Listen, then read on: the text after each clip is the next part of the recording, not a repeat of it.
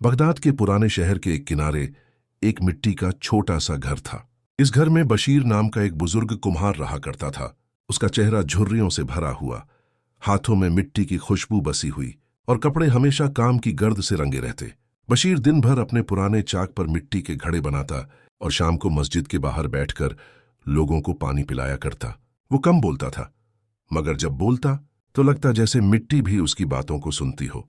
लोग कहते थे बशीर का हर घड़ा बोलता है, मगर बशीर हमेशा मुस्कुराकर कहता, मैं घड़ा नहीं बनाता, मैं सलीका ढालता हूं। एक दिन बादशाह के महल से एक सिपाही आया।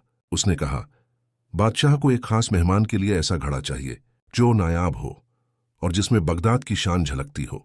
बशीर ने सिर झुकाया और कहा, शान मिट्टी में नहीं होती जनाब, शान तो उस हाथ में होती है जो उसे मोड़ता है। सिपाही हंसकर चला गया, मगर बशीर उस रात सोया नहीं। उसने सबसे नई मिट्टी निकाली, उसे धोया, गूंधा और अपने चाक पर रखा। खड़ा घूमने लगा और बशीर की आंखों में रोशनी चमकने लगी। उसने धीमे से कहा, यह घड़ा मेरे हाथों से नहीं, मेरी नीयत से निकलेगा। बशीर कई दिन तक उस एक घड़े पर काम करता रहा। कभी मिट्टी कम लगती, कभी चाक ज्यादा तेज घूमता, मगर बशीर को कोई जल्दी नहीं थी। वो कहता था, जिसे बादशाह रखना चाहे उसे बनाने वाले को जल्दबाजी शोभा नहीं देती। घड़े की शक्ल आम सी थी, मगर उस पर जो नक्काशी बशीर कर रहा था वो किसी किताब में नहीं मिलती थी। उसने पुराने बगदाद की गलियों की झलक, मस्जिद की मेहराबें और एक बूढ़े हाथ की उंगलियों के निशान घड़े पर उकेर दिए थे। हर सुबह सूरज की किरण जब उस घड़े पर पड़ती तो यूं लगता जैसे कोई पुरानी दुआ उस पर उतर आई हो। इधर महल में बादशाह को इत्मीनान नहीं हो रहा था। उसने सिपाही से पूछा, वो कुम्हार घड़ा लाया क्यों नहीं अब तक? सिपाही बोला, हुजूर, वो हर दिन मिट्टी के साथ बात करता है, घड़ा बनाता है, फिर तोड़ देता है, फिर नए सिरे से शुरू करता है। बादशाह चिढ़ गया, क्या वो समझता है कि मैं इंतजार करूंगा? मगर वजीर ने मुस्कुराकर कहा, शायद वो समझता है कि घड़ा जितना गहरा हो उतनी देर पकने में लगती है। आखिरकार 10वें दिन बशीर घड़ा लेकर महल पहुंचा। कंधे पर एक कपड़ा डाला हुआ था जिसमें वो घड़ा पूरी तरह ढंका हुआ था। सिपाही ने रास्ता रोका, घड़ा दिखाओ। बशीर ने सिर झुकाया, मैं बादशाह के सामने ही खोलूंगा, क्योंकि ये घड़ा आम लोगों के लिए नहीं बना। महल के अंदर जब बशीर को लाया गया तो बादशाह एक ऊंचे सिंहासन पर बैठा था और पूरा दरबार तमाशा देखने को तैयार। बशीर ने चुपचाप कपड़ा हटाया और घड़ा सबके सामने रख दिया। पूरा दरबार कुछ पल के लिए खामोश हो गया। घड़े में कोई कीमती पत्थर नहीं था, न ही सोने का काम, मगर उसकी दीवारों पर जो नक्काशी थी वो सीधे दिल तक उतरने वाली थी। बादशाह ने उठकर घड़े को पास से देखा।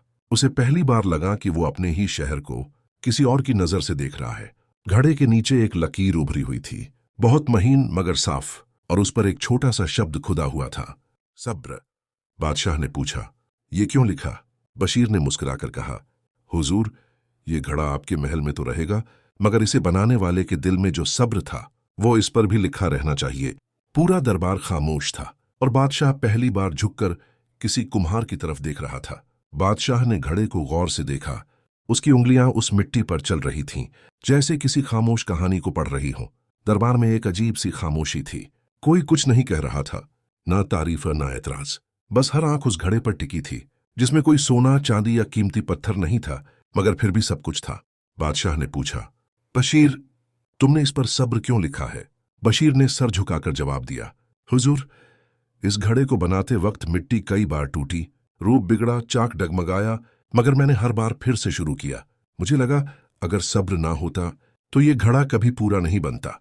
बादशाह कुछ पल चुप रहा, फिर धीमे से बोला, क्या तुम जानते हो, इस महल में बहुत कुछ है, ताकत, दौलत, हुकूमत, मगर सब्र कम है। बशीर मुस्कुराया, तो शायद अब यह घड़ा उसी कमी को पूरा कर दे। दरबार में एक बूढ़ा वजीर खड़ा हुआ और कहा, बादशाह सलामत, इस घड़े में वो आईना है जो शायद अब तक दरबार में किसी ने नहीं देखा। बादशाह ने घड़े को अपने पास मंगवाया, उसे महल के उस कमरे में रखने का हुक्म दिया जहां वो हर सुबह बैठकर सोच में डूबता था। बशीर पलटने लगा तो बादशाह ने आवाज दी, ठहरो, तुमने जो बनाया वो एक घड़ा नहीं, एक सबक है, मांगो जो मांगना है। बशीर ने सर झुका लिया, मुझे कुछ नहीं चाहिए, बस अगर इजाजत हो तो उस कमरे में कभी कभी अपने घड़े को देखने चला आया करूं।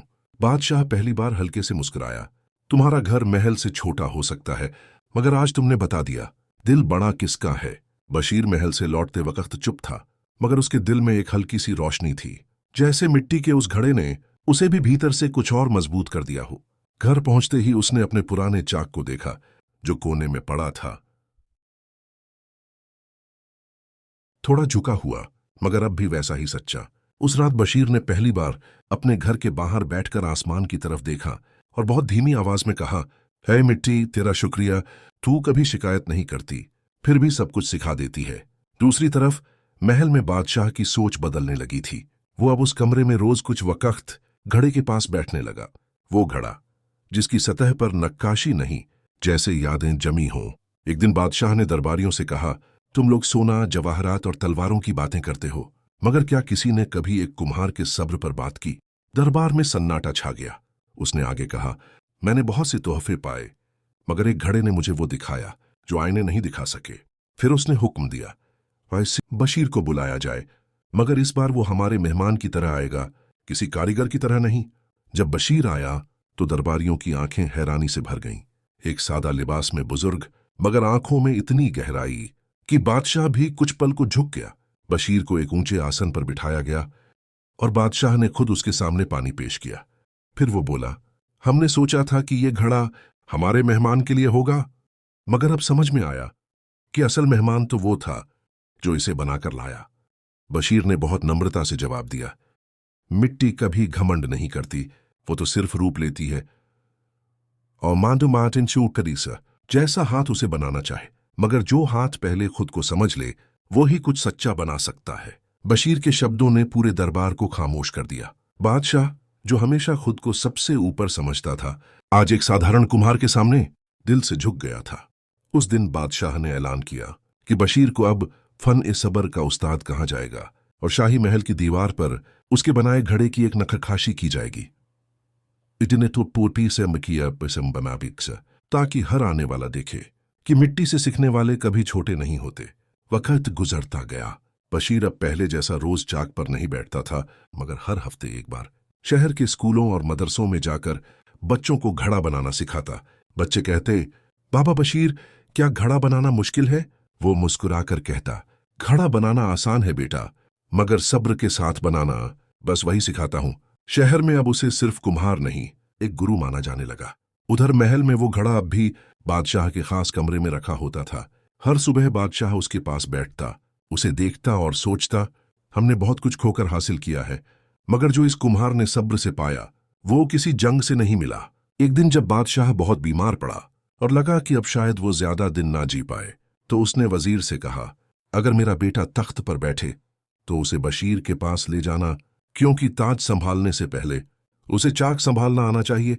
वजीर मुस्कुराया, शायद अब महलों को भी मिट्टी की तमीज सीखनी होगी। कई महीने बाद बगदाद की हवाओं में कुछ और ही सुकून था। पुराने महल की दीवारों पर अब वही घड़ा एक निशानी बनकर टंगा था।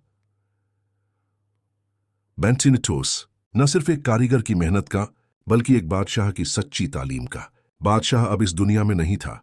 उसकी वसीयत के मुताबिक शहजादे को तख्त पर बिठाने से पहले बशीर के घर ले जाया गया। शहजादा चौंका कि वो किसी महल या दरबार नहीं, बल्कि एक सादी सी मिट्टी की झोंपड़ी में लाया गया है, जहां एक बूढ़ा आदमी मिट्टी को पानी में घोल रहा था। बशीर ने उसकी तरफ देखा और मुस्कुराया, तुम बादशाह बनने जा रहे हो, मगर पहले एक घड़ा बनाओ। शहजादा हैरान हो गया, मैं घड़ा बनाऊं? हाँ, बशीर ने चाक पर मिट्टी रख दी, क्योंकि जिसको दूसरों का वजन उठाना हो उसे पहले मिट्टी की नरमी समझनी चाहिए। शहजादे ने कोशिश की।